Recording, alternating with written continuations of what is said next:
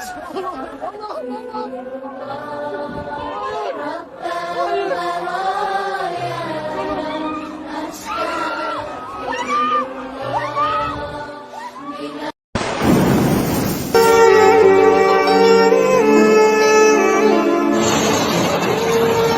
yarabbi aman, aman yarabbi aman.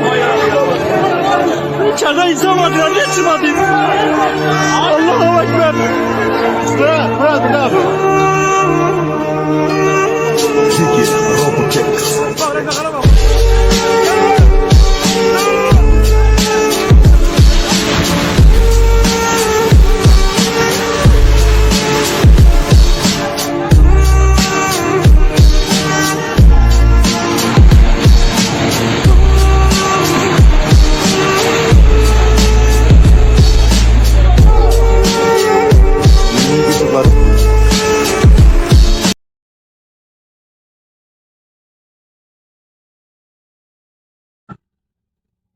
Biz Açeliler, Türkiye'deki deprem için başsağlığı diliyoruz.